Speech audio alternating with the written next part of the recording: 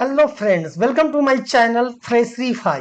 और आज के इस वीडियो में मैं आपको बताने वाला हूं कि जब आप एक्सेस डाटाबेस में कोई सॉफ्टवेयर बनाते हैं तो उसमें सबसे मोस्ट इंपॉर्टेंट होता है कि डाटा को सेव और अपडेट करना कैसे करें, और बहुत ही मिनिमम तरह के कोड से, जहां पे आप सिंपल कुछ ही लाइन के कोड लिखने से आप यहाँ पे सेव अपडेट का, जैसे आप यहाँ पे देखेंगे कि मात्र ये बाकी सब चीज तो बाकी क्राइटेरिया के लिए है, लेकिन डाटा सेव करने के लिए हमने यहाँ पे मात्र ये 4 लाइन का कोड यूज किया है। तो इसे बनाया कैसे है और इसमें सारे कंडीशन हमने कैसे दिए हैं कि आप डुप्लीकेसी को रोकें, यानी डुप्लीकेट डाटा एंट्री ना हो सके, सेव कर ले, अपडेट कर ले। साथ में यहाँ पे सैलरी डिटेल में देखेंगे कि अगर मैं यहाँ पे किसी की सैलरी डालूं तो ऑटोमेटिक उसका HRA, DA, TA, gross salary, EPF और ESI कैलकुलेट होगा।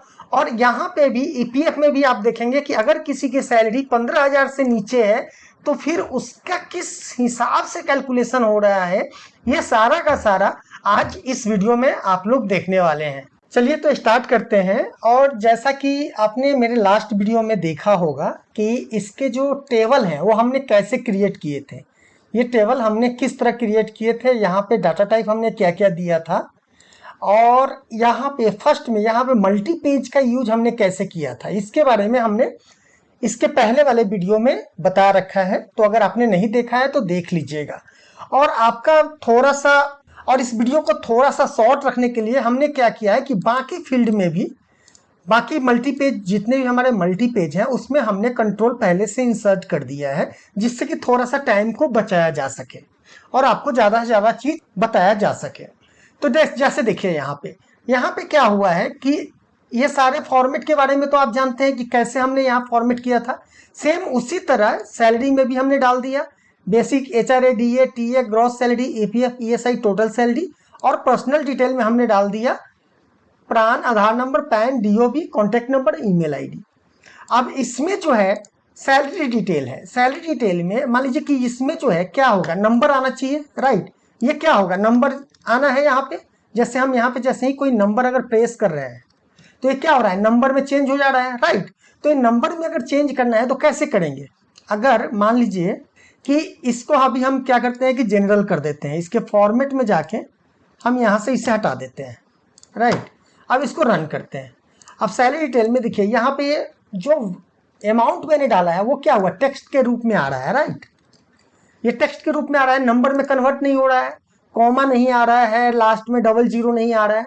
तो इसको करने के लिए हम क्या करेंगे, तो यहाँ पे इसको सिलेक्ट कर लीजिए जितने भी आपके नंबर वाले फील्ड है जिसमें अमाउंट जाना है, और यहाँ फॉर्मेट में जाके यहाँ पे स्टैंडर्ड्स जो है, स्टैंडर्ड को सिलेक्ट कर लीजिए, राइट। इससे क्या होगा कि जब आप इसको ओपन करेंगे और जब इसमें कोई भी अमाउंट अगर प्रेस किए हैं तो देखिए ये क्या आया, नंबर में आ गया। यहाँ पे कोई भी नंबर डालिए, ये ऑटोमेटिक कन्वर्ट हो जाएगा आपके करेंसी में, जो अमाउंट होता है उस फॉर्मेट में। अब यहाँ पे देखिए पर्सनल डिटेल में यहाँ पे डेट पिकर का मैंने बता दिया था फर्स्ट वाले वीडियो में ही, यहाँ पे मैंने बता दिया था कि डेट पिकर कैसे आता है। ये भी कैसे आता है, जस्ट फॉर्मेट में जाके आपको क्या चेंज करना होता है, एक बार दोबारा मैं बता दूं। ये जैसे यहाँ पे आप देखोगे ये आपका DOB है, तो यहाँ फॉर्मेट में बहुत सारे फॉर्मेट होते हैं। यहाँ पे इसको थोड़ा बड़ा कर देता हूँ, तो यहाँ पे देखिए सारे फॉर्मेट यहाँ पे दिखाई देंगे, लॉन्ग डेट है, मीडियम डेट है, शॉर्ट डेट है, राइट। आपको जो डेट देना है आप यहाँ से दे सकते हैं, जो भी फॉर्मेट है, जैसे एक्सेल में आप देते हो ना, फॉर्मेट में जाकर आप चेंज करते हो, उसी तरह आप यहाँ पर कर सकते हो। तो यहाँ तक क्लियर है। अब आता है कि इसमें अगर डाटा मुझे सेव करना है, अपडेट करना है, तो उसके लिए हम कैसे लिखे कोड। तो कोड लिखने से पहले आपको फॉर्मेटिंग के साथ साथ जितने भी आपके कंट्रोल है इसका नामकरण करना भी बहुत जरूरी है, क्योंकि बिना नामकरण के तो आप कुछ कर ही नहीं सकते ना। नाम जब तक आप किसी का दोगे नहीं तो आप बुलाओगे कैसे किसी को, राइट। और उसके लिए क्या करोगे, जैसे देखो ये फील्ड में चलो, आप फील्ड में ध्यान रखना, टेबल फील्ड में क्या होता है कि यहाँ पे जितने फील्ड है ना, तो इसका भी एक नंबर होता है। आप इसको दो तरीके से यूज कर सकते हैं, या तो फील्ड के नाम से भी यूज कर सकते हैं और फील्ड के नंबर से भी यूज कर सकते हैं। जैसे आपने एक्सेल में देखा होगा कि एक्सेल में जो कॉलम होता है वो क्या लिखा होता है, ABCDEFGH, लेकिन उसको आप नंबर से भी यूज कर सकते हो। क्या नंबर होता है, 1 2 3 4 5, राइट। उसी तरह इसमें भी क्या है कि अगर आप इसके जो फील्ड का नाम है, नाम से भी कोड को लिखा जा सकता है, लेकिन नाम से अगर आप कोड को लिखोगे तो बहुत ज्यादा लंबा लंबा कोड लिखना पड़ेगा। लेकिन अगर उसी को नंबर में कन्वर्ट कर दोगे तो क्या हो जाएगा, डायनामिक बनाया जा सकता है, राइट। तो अब आपको करना क्या है कि यहाँ पे जैसे देख लो, ये आईडी आपका कितने नंबर में है, 0 नंबर में, और एम्प्लॉय नेम कितना है, 1 नंबर। उसी तरह यहाँ पे जितने भी हमारे टेक्स्ट बॉक्स है, इसका नाम देखिए, यहाँ पे जाके अदर में जाके इसे थोड़ा सा बड़ा कर दूं, हाँ ये 0 में है एम्प्लॉय आईडी, तो हम इसको कर देंगे txt 0, राइट। और एम्प्लॉय नेम कितने में था, 1 में था, तो हमने इसका नाम क्या रखा है, txt 1। यहाँ पे देखिएगा आप, या यहाँ ना दिख रहा हो तो यहाँ देख लीजिए, txt 1। और नाम हम कहाँ से चेंज करेंगे, यहाँ अदर के नेम प्रॉपर्टी में जाके यहाँ पे हम नाम चेंज करेंगे। अब जिस सीरियल नंबर से हमारा यहाँ पे डाटा है, जितने नंबर में है, 0 से स्टार्ट कीजिए और गिनते चलिए। पोजीशन हमारा 2 नंबर है, डीओजी 3 नंबर है, तो यहाँ पे आप देखेंगे पोजीशन जो है हमने इसका नाम दिया है 2 नंबर, डीओजी का नाम दिया है हमने 3 नंबर। और इसी तरह जो सीरियल नंबर यहाँ है, यानी बेसिकली इसके अनुसार सीरियल नंबर हमें देना है। ये जिस सीरियल नंबर फील्ड में है उसी सीरियल नंबर का नाम यहाँ पे देना है। एक टीएक्सटी पहले लिख दिया और बाद में सीरियल नंबर लिख दिया 1 2 3 4 5, राइट। और देखेंगे सबका मैंने नाम उसी तरह किया है, 7 8 9 10, यहाँ पर आप देखेंगे 11 12 13, राइट। उसी तरह ये टोटल कितने तक गया है, तो 20 तक गया है। तो हमारे पास 20 फील्ड है। आप अगर इसमें जाके देखें तो इसमें देखिए 1 2 3 4 5 6 7 8 9 10 11 12 13 14 15 16 17 18 19 20, ये 20 हो गया, 20 फील्ड है। तो 20 फील्ड के लिए हमने 20 सीरियल नंबर के अनुसार से यहाँ पे इसका नाम दे दिया है। अब चलिए हम इसको सेव करते हैं डाटा को। तो सेव करने के लिए क्या करना है आपको, यहाँ पे एक सेव बटन बना लीजिए आप, मैंने बना लिया यहाँ पे। इस सेव अपडेट का आप अगर डिजाइन चेंज करना चाहते हैं तो इसके फॉर्मेट में जाके ये वाला सेक्शन जो है आप यहाँ पे देखिए, hover colour, pressed colour, hover fore colour, pressed fore colour, यहाँ से आप चेंज करके इसका डिजाइन चेंज कर सकते हैं। सपोज दैट मान लीजिए कि हम चाहते हैं कि जब इस पर क्लिक करें, जैसे यहाँ देखिए इस पर जब हम माउस ओवर कर रहे हैं तो किस कलर का आ रहा है, रेड कलर का। लेकिन हम चाह रहे हैं कि रेड कलर का ना आके कोई और कलर आए, तो हावर, क्योंकि हावर कर रहे हैं, माउस ओवर कर रहे हैं, तो हावर में यहाँ पे जाएंगे और मान लीजिए कोई दूसरा ये वाला कलर सेलेक्ट कर लीजिए। तो आप जब इसको रन करेंगे, जैसे ही आप माउस ले जा रहे हैं, देख रहे हैं ये वाला कलर चेंज हो रहा है। तो यहाँ पे प्रॉपर्टी है, और प्रॉपर्टी में आपको क्या करना है कि ये आपके अनुसार, इस प्रॉपर्टी में आप पे निर्भर करता है कि आप क्या क्या चेंज, इसमें बहुत सारे प्रॉपर्टी हैं, आपको थोड़ा प्रैक्टिस करना होगा, देखना होगा कौन सा किस काम के लिए है, राइट। तो यहाँ पे मान लीजिए कि हम इसको कलर जो है यही कलर दे के रखते हैं, जिससे कि ये थोड़ा देखने में अच्छा लगे, राइट। अब चलते हैं इसके कोड में कि जब हम क्लिक करें तो हमारा डाटा सेव हो। तो आप इसके इवेंट में जाएंगे और यहाँ पे इवेंट ऑन क्लिक वाला, यहाँ पे सारे इवेंट हैं कि आप गॉड फोकस पे करना चाहते हो, लॉस्ट फोकस पे करना चाहते हो, ये हम आपको बाद में बताएंगे कि गॉड फोकस क्या होता है, लॉस्ट फोकस क्या होता है। तो इसका अभी क्लिक पे करते हैं काम और यहाँ पे क्लिक करते हैं, तो यहाँ पे आपका एक तरह से VBA खुल जाएगा एक्सेस का। अब एक्सेस में यानी फॉर्म से डाटा को सेव करना, इस फॉर्म से डाटा को सेव करना है आपको किसने, टेबल में डाटा में ले जाना है, एम्प्लॉय टेबल का जो डाटाबेस है इसमें सेव करना है डाटा। इसमें पहले से सेव है, इसको हम डिलीट कर देते हैं, ओके। तो सेव करने के लिए आप क्या करोगे, आपको एक रेफरेंस जो है ना वो इनेबल करना होगा। तो रेफरेंस कौन सा इनेबल करना होगा, तो टूल में जाइएगा, रेफरेंस में ये लिख लीजिए आप लोग कि कभी भी डाटा एंट्री आप कीजिएगा तो आपको ये वाला कोड लाइब्रेरी जो है ये इनेबल करना पड़ेगा। क्या है, Microsoft Office 16 Access database engine object library, ये वाला जो है आपको इनेबल करना होगा, तभी काम करेगा, राइट। अब चलिए, अब यहाँ पे क्या करना है, हम एक वेरिएबल लेंगे dim db as a dao dot database, उसके बाद करेंगे dim rst as a dao dot record set. अब हमने जब वेरिएबल ले लिया तो हमें क्या करना होगा, हमें इसे सेट भी करना होगा कि आखिर है क्या db। तो हम यहाँ पे करेंगे set db equal to current db, और करेंट db में स्पेस नहीं होना चाहिए, ठीक है। उसके बाद rst को सेट करेंगे, तो rst इक्वल टू क्या होगा, यानी जो हमारा करेंट db है, यानी db dot open record set. Open record set मतलब क्या हुआ, कौन से रिकॉर्ड को आप खोलना चाहते हो आप, तो हमें किस रिकॉर्ड सेट को खोलना है? ये टेबल जो होता है वो एक तरह से रिकॉर्ड सेट है, जितने भी हमारे रिकॉर्ड है उसका एक सेट बना हुआ रहता है ना यहाँ पे। तो ये रिकॉर्ड सेट हमारा क्या हो गया? Employ table. तो यहाँ पे ओपन ब्रैकेट करके यहाँ पे नेम एज ए स्ट्रिंग डालना है, EMP टेबल, राइट।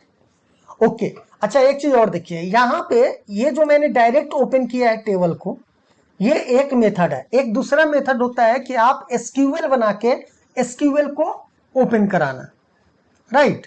उसके बारे में हम डिटेल में आपको बताएंगे, लेकिन उसके लिए क्या होता है कि उसके लिए आपको करना होगा MySQL equal to select string from EMP table, ठीक है। आप ये भी कर सकते हो। और यहाँ पे क्या लिख दोगे आप?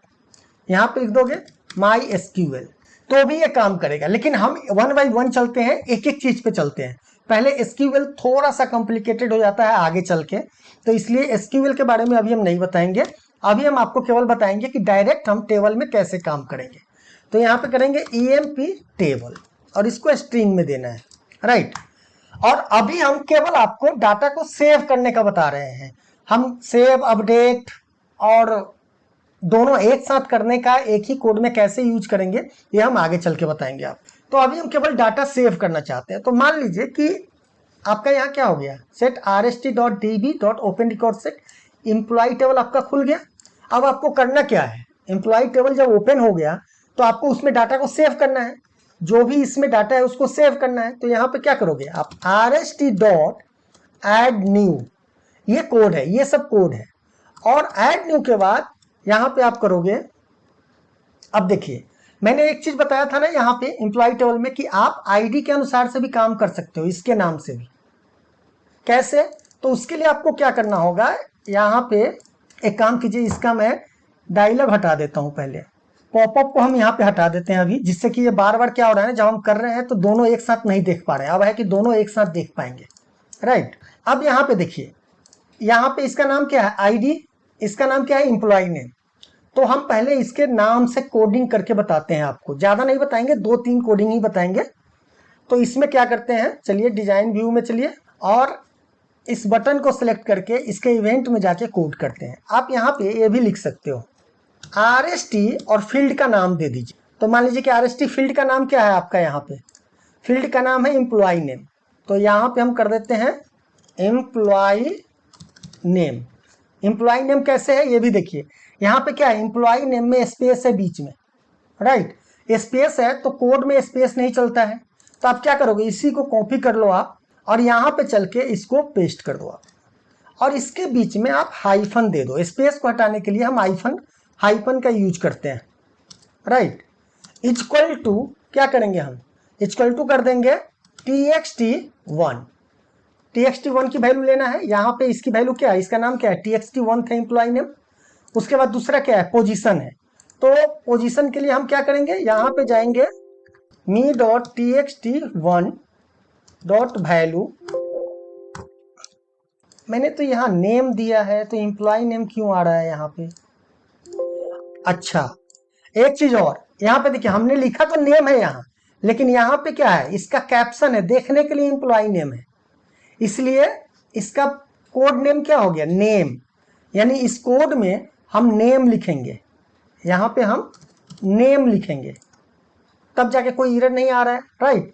तो ध्यान रखिएगा, अगर नाम का यूज कर रहे हैं आप, कोड में नाम का यूज कर रहे हैं, तो ये वाला नाम आना चाहिए, राइट। उसी तरह इसको कॉपी कर लीजिए और यहाँ पे इसको पेस्ट कीजिए, और इस तरह आपको कोड लिखना पड़ेगा, पोजीशन और यहाँ पे txt2। अब आप सोचो, जितना यहाँ पे फील्ड है उतने लाइन का कोड यहाँ पे आपको कॉपी पेस्ट करके यहाँ पे पेस्ट करना पड़ेगा इस तरह। अब आप मुझे बताओ, ये कोड लिखना सही रहेगा या हम एक लूप चलाकर उसको मात्र 2 लाइन में लिख दें? तो 2 लाइन में लिखने के लिए लूप चलाएंगे तो हमें क्या करना होगा, इस फील्ड को नंबर से काउंट करना पड़ेगा। तो हम नंबर से काउंट क्या करेंगे, इसको अब हटा देते हैं, यहाँ पे करेंगे rst.field और फील्ड्स में क्या लेना है, यहाँ पे हम कर देंगे क्या, 1 इक्वल टू क्या कर देंगे, यहाँ पे करेंगे me txt and 1, राइट। तो ये भी हो जाएगा, काम करेगा। फील्ड 1 में कौन आएगा, txt1 आएगा। लेकिन अगर इस तरह भी अगर आप लिखोगे तो आपको क्या करना होगा, सारे फील्ड के लिए अलग अलग कोड लिखना पड़ेगा। यहाँ करना होगा 2, यहाँ 3, यहाँ 4, यहाँ 5। उसी तरह यहाँ पे भी करना होगा 2, 3, 4, 5। मतलब कि इससे भी आपको बेनिफिट नहीं हुआ, क्योंकि इसमें भी उतना ही कोड लिखना पड़ेगा जितना कि नाम से लिखना था। तो ये लिखने का क्या फायदा है? तो उससे अच्छा है कि हम एक लूप चलाएंगे। क्या लूप चलाएंगे? For data column equal to 1 to 20 field थे, ये हम 20 बार जो फील्ड हम करेंगे, उससे अच्छा है कि हम एक बार ही इसको लिख और यहाँ पे कर देंगे नेक्स्ट डाटा कॉल। फाइन। अब इस 1 की जगह पे हम क्या लिख देंगे? क्योंकि डाटा कॉलम का वेरिएबल हमने क्या लिया है? 1 से लेके 20 तक। तो ये जितनी बार लूप चलेगा ये नंबर बढ़ता रहेगा। तो हम यहाँ पे कर देंगे डाटा कॉल, और उसी तरह ये भी बढ़ता रहेगा, 1 2 3 4 होता रहेगा ऑटोमेटिक। तो इसको भी कर देंगे हम डाटा कॉल। लूप का अगर मतलब समझते हैं तब, राइट? ओके। अगर लूप के बारे में पूरा डिटेल से जानना है, उसका भी मैंने आई बटन में दे दिया है। लूप काम कैसे करता है वो एक्सेल में मैंने बताया है, लेकिन सेम मेथड आपको एक्सेस में यूज करना है। उसके लिए अलग से मेथड आपको करने की जरूरत नहीं है, राइट? अब यहां पर हम कर देते हैं मैसेज बॉक्स दे देते हैं कि डाटा सेव हो। तो message box data successfully saved, right? अब चलिए इसको हम रन करते हैं। इसको बंद कर दीजिए, आप इसको रन कीजिए। अब यहाँ पे मान लीजिए मैंने एक डाटा डाल दिया, कोई भी अभी डाटा डाल के, और ये नंबर फील्ड है तो नंबर ही देना होगा। चलिए ये मैंने डाल दिया। अब हम इस पे सेव किया तो आ गया मैसेज डाटा सक्सेसफुली सेव्ड।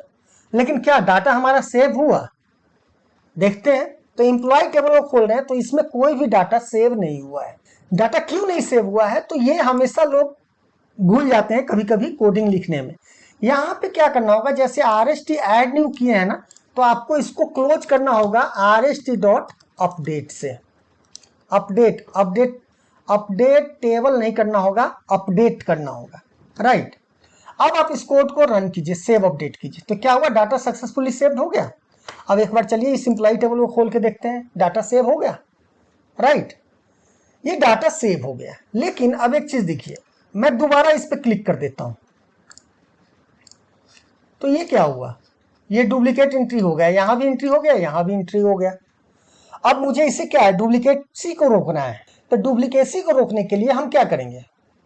चलिए, तो डुप्लीकेसी को रोकने के लिए हमें करना होगा, अच्छा एक चीज और ध्यान दीजिएगा। यहाँ पे सैलरी डिटेल में ये जो आप देख रहे हैं ना, बेसिक सैलरी ऑटोमेटिक कैलकुलेट हो जाए। HRA 50%, DA 40, TA 10, gross salary, EPF, ECI और टोटल सैलरी, ये सब के सब केवल यहाँ पे मैं चेंज करूं और इसमें चेंज हो जाए। तो ये हम आगे चल के बताएंगे, तो आप बने रहिए इस वीडियो के साथ। और वीडियो अच्छा लगे तो इसे शेयर जरूर करते रहिएगा। तो अब हम चाह रहे हैं कि इसका डुप्लीकेसी ना हो। तो डुप्लीकेसी ना हो तो क्या करना होगा? सबसे पहले हमें चेक करना पड़ेगा, राइट? तो चेक करने के लिए हम क्या करेंगे? इस कोड में चलेंगे और यहां पर एक कोड लिखेंगे। पहले कहेंगे RST.move फर्स्ट, यानी पहले वाले रिकॉर्ड सेट में आप मूव करो, ठीक है? अब देखिए यहाँ पे भी, इसमें एक बार अगर समझ गए ना, मैं गारंटी लेता हूं कि अगर इसे अच्छा से समझ लेंगे ना, तो आपको एक्सेस में प्रोग्रामिंग करना बहुत आसान हो जाएगा। आप मुझे जरूर बताइएगा कि ये मैंने जो बताया है वो समझ में आया है या नहीं आया है। सपोज दैट मान लीजिए कि RST मूव नेक्स्ट आपने किया, मूव फर्स्ट। उसके बाद हम करेंगे डू अनटिल RST.eof। मतलब क्या है कि तुम जब तक घूमते रहो, जब तक कि उस डाटा से, यानी इस डाटा में टोटल में तुम घूम न लो एक बार। यानी RST पहले इस डाटा में जाएगा, फिर ये लूप होगा और इसमें जाएगा। तो ये जब तक घूमता रहेगा जब तक कि इसका सारा डाटा खत्म ना हो जाए, राइट? उसके बाद यहां पे करेंगे इफ RST.field, कितने नंबर फील्ड को चेक करना था? 1 नंबर फील्ड, क्योंकि इंप्लॉय का नाम किस में था? 1 नंबर में था। यहां पे देख लीजिए 1 नंबर में है, okay. Equal to me.txt1, then क्या हो? अगर हमारा RST फील्ड 1 में TXT यानी जो भी नेम लिखा हुआ है वो अगर मिल जाए, तो यहां पे मैसेज क्या है? मैसेज बॉक्स कर देते हैं डाटा ऑलरेडी सेव्ड, और यहां से ये बाहर आ जाए, ये सेव ना करे दूसरा डाटा, राइट? चलिए अब इस केस में अब इसको रन करते हैं और इस पे सेव पे क्लिक करते हैं। अच्छा चलिए एक चीज देखिए, डू अनटिल हमने कर दिया, राइट? अब यहां पे हमने इसको क्लोज नहीं किया लूप से। लेकिन एक चीज ध्यान रखिएगा, अगर अभी मैं इसको रन कर दूं ना, अभी मैं इसको रन कर दूं तो ये कोड बंद ही नहीं होगा कभी भी। चलिए मैं F8 करके प्रेस करता हूं, अब ये गया और ये अभी तो एग्जिट सब हो गया, राइट। मान लीजिए कि यहाँ पे आप चेंज कर दीजिए नाम राजा एक तरह से। अब इसको आप F8 प्रेस कीजिए, सॉरी, या रन कीजिए। अब ये कोड कभी भी क्लोज नहीं होगा। देखिए इसको चलाते रहेंगे, ये चलता रहेगा, ये इन्फिनिट हो जाएगा। ये इन्फिनिट क्यों हो रहा है, थोड़ा सा समझना होगा आपको। यहाँ पे ये इन्फिनिट ये हो रहा है कि हम क्या कर रहे हैं कि डू अनटिल rst.uf, राइट। ये बार बार लूप घूम रहा है। और यहाँ पे हमने क्या कहा था कि पहले वाले डाटा में जाओ, यानी इस वाले डाटा में जाओ। अब इस वाले में डाटा में जा रहा है तो ये क्या कर रहा है, बार बार इसी डाटा में घूम रहा है, पहले वाले डाटा में ही, इस वाले डाटा में जा ही नहीं रहा है। मान लीजिए कि इसका नाम कर दीजिए रानी, ठीक है। और यहाँ पे हम कर देते हैं मैसेज बॉक्स rst.field, राइट। अब इसको रन कीजिए, अजय कुमार आया, फिर से क्या आ रहा है, अजय कुमार आ रहा है, जबकि रानी आना चाहिए ना। जब दूसरी बार घूम रहा है तो रानी में जाना चाहिए, लेकिन ये रानी में क्यों नहीं जा रहा है, क्योंकि हमने इसको कहा है कि मूव फर्स्ट में, यानी पहले वाले में तो घूमो, लेकिन उसके बाद ये दूसरे वाले में घूम ही नहीं रहा है। तो दूसरे वाले में घूमने के लिए हमको क्या करना होगा, यहाँ पे करना होगा rst.move next, यानी जब पहले वाले में घूम जाए तो अगले वाले रिकॉर्ड को देखो। तो यहाँ पे फिर से ये अगले वाले रिकॉर्ड में जाएगा। अब यहाँ पे देखिए क्या मैसेज आया, अभी भी अजय कुमार आया। अजय कुमार इसलिए आया क्योंकि ये RST फील्ड 1 को ही देख रहा है। लेकिन अभी क्या होगा, देखिए आप, अभी आप इसको रन कीजिए, अब ये बाहर आ गया। अगर आपने यहाँ पे RST मूव नेक्स्ट नहीं दिया तो क्या हुआ, मैं दोबारा से यहाँ से रन कर रहा हूं तो ये क्लोज नहीं हुआ, हो रहा है, क्लोज नहीं हो रहा है ना ये, राइट।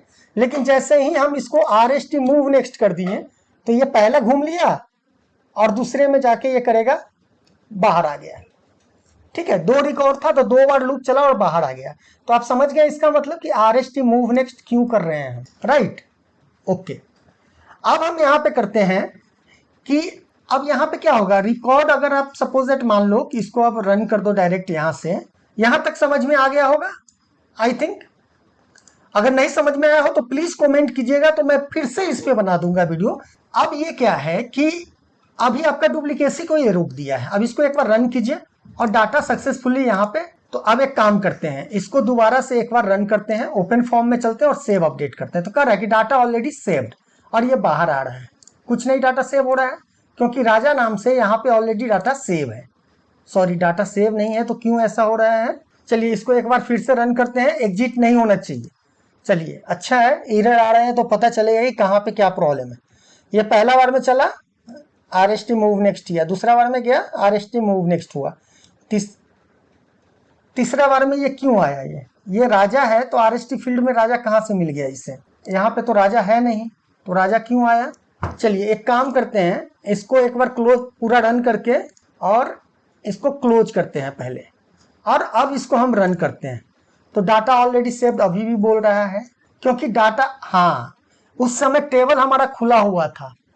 इसके पहले जब हम कोड रन कर रहे थे तो आपको याद होगा कि यहाँ पर एक मैसेज आया था, डाटा सक्सेसफुली सेव्ड, इसीलिए यहाँ पे ये बार बार आपको दिखाई नहीं दे रहा था। जब भी डाटाबेस आपको अगर खुले हुए में अपडेट करेंगे ना तो डाटा दिखाई नहीं देगा। सपोज दैट मान लीजिए कि यहाँ पे मैंने राजू कुमार करके डाटा को सेव कर देता हूँ, सेव अपडेट, तो डाटा सक्सेसफुली सेव्ड हो गया, लेकिन यहाँ पे आपको दिखेगा नहीं है। जब तक आप इसको बंद करके दोबारा से ओपन नहीं करेंगे तब तक ये दिखाई नहीं देगा, राइट। अब देखिए, अब दोबारा से इसको सेव अपडेट कीजिए तो अभी क्या कर रहा है, डाटा ऑलरेडी सेव्ड, ओके। ये तो हो गया कि आपका डाटा डुप्लीकेसी को रोक दिया। लेकिन हम चाह रहे हैं कि सपोज दैट मान लो कि पोजीशन इसका मैं चेंज कर दिया डायरेक्टर और सेव करूं, तो हम चाहते हैं कि अपडेट हो, लेकिन अपडेट हो नहीं रहा है। तो अपडेट कैसे करेंगे, तो चलिए कोड में। अब ये मैसेज जो डाटा ऑलरेडी सेव्ड आ रहा है, इसके जगह पे आप क्या करोगे, अगर इसको डाटा मिल गया ऑलरेडी पहले से है तो क्या होगा, सिंपल इसको यहां से लेके यहां तक कॉपी कीजिए, यहां से ये पूरा कॉपी कीजिए, यहां से लेके यहां तक कॉपी कर लीजिए और इस मैसेज बॉक्स के जगह पे इसको पेस्ट कर दीजिए, ठीक है। और यहां पर एक मैसेज बॉक्स डाल दीजिए, डाटा सक्सेसफुली अपडेटेड, यहां पे अपडेट हुआ है, राइट। और ऐड न्यू की जगह पे आपको क्या करना है, क्योंकि अब मुझे ऐड नहीं करना है, एडिट करना है, तो यहां पे करेंगे एडिट, rst डॉट एडिट। आप हालांकि rst डॉट करेंगे तो यहां पे एडिट आ जाएगा, राइट।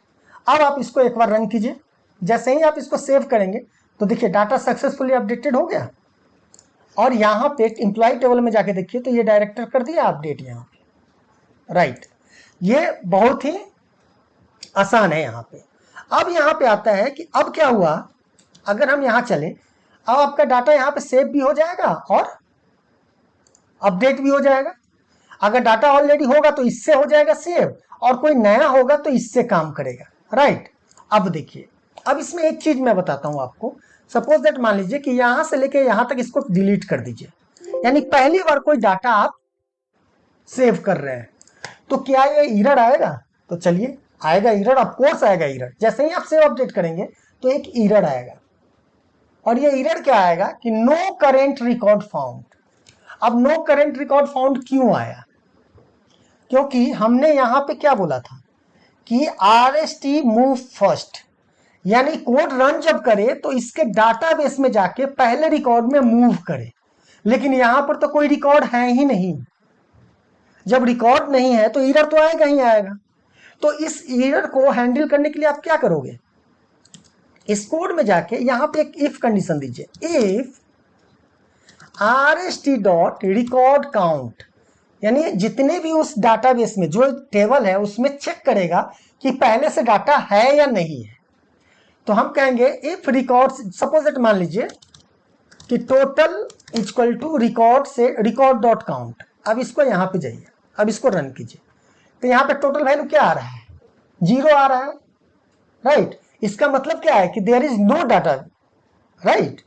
तो इसके लिए यहां पे आप इसको कंडीशन में डाल दीजिए कि if record count less than equal to 0 then go to, मतलब कि यहां पे अगर कोई रिकॉर्ड है ही नहीं तो डायरेक्ट सेव करो ना, राइट। तो हम कहेंगे go to add new item, और इसको क्या करेंगे, अगर जैसे ही इसमें कोई डाटा नहीं होगा तो ये क्या करेगा, इसके बीच के कोड को ये स्किप कर देगा, और यहां पे हम इसी को डाल देंगे कि डायरेक्ट ये कोड क्या होगा, यहां के बाद यहां आ जाएगा।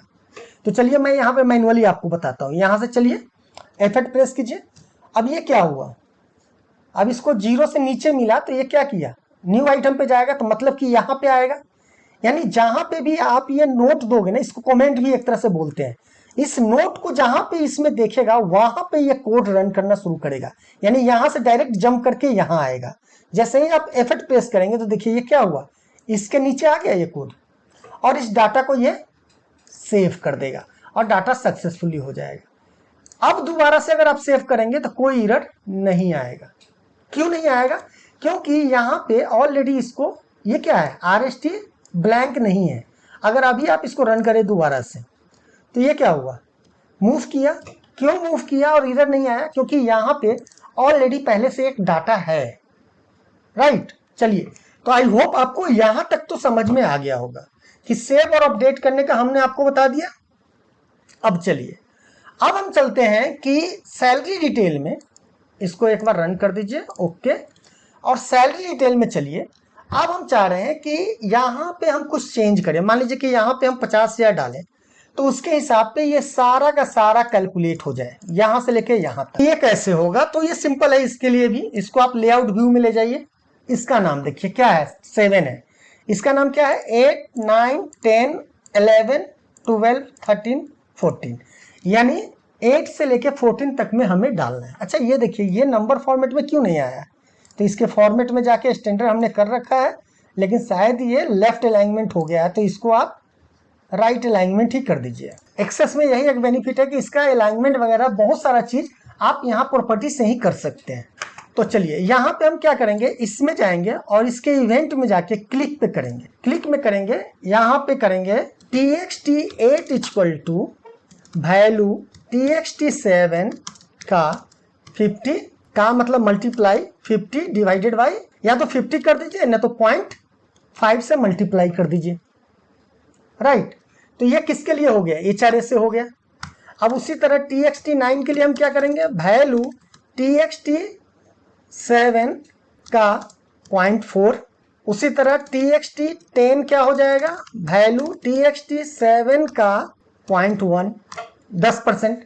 अब यहाँ पे ग्रॉस सैलरी आता है, तो ग्रॉस सैलरी के हम क्या करेंगे, तीनों को जोड़ देंगे, राइट। तो यहाँ पे करेंगे TXT11 equal to val TXT7 plus, आप इसी को कॉपी कर लीजिए और इसका नंबर चेंज करते चले जाइए, 8 प्लस 9 प्लस 10, राइट। तो ये ग्रॉस सैलरी यहां आ जाएगा। उसके बाद अब क्या बच रहा है, अब बच रहा है 12, 13, 14। अब यहां पर देखिए, पहले इसको देख लीजिए आप, यहां पे अगर मैं 50,000 करूं तो ये चेंज होने के बाद हमने शायद कोड गलत कर दिया है, क्लिक पे हमने कर दिया है, राइट।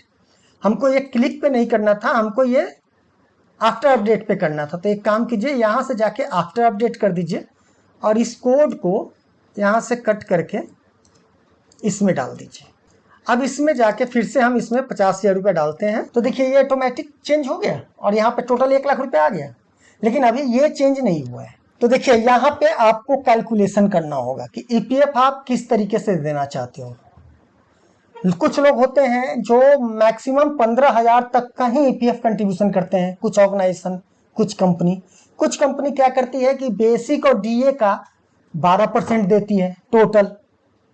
तो अगर जो भी कंपनी बेसिक का और डीए का 12% अगर सीधा देता है तो वो तो सिंपल है। फिर यहाँ पे आप क्या करोगे, यहाँ पे करोगे TXT12 equal to val TXT7 plus val TXT9। यहाँ पे क्या है, ये 7 नंबर है और ये कितना नंबर है, 9 नंबर, और इसका 12% सीधा निकाल लेंगे, का 12%। तो अभी क्या होगा कि अगर इसको आप रन करेंगे तो ये क्या हुआ, 8400 आ गया। लेकिन कुछ ऑर्गेनाइजेशन क्या करती है कि अगर आपकी सैलरी 15,000 से ज्यादा है तो भी हम 1800 ही कंट्रीब्यूशन देंगे, यानी 15,000 मिनिमम कितना होता है सैलरी वेजेज, 15,000 ईपीएफ में, तो 15,000 का 1800 होता है 12%, राइट। तो उस केस में हम क्या करेंगे, मान लीजिए कि 15,000 से ऊपर है, उसका तो ठीक है कि हम एक कंडीशन दे देंगे कि 15,000 से ऊपर हो तो 18,000 हो।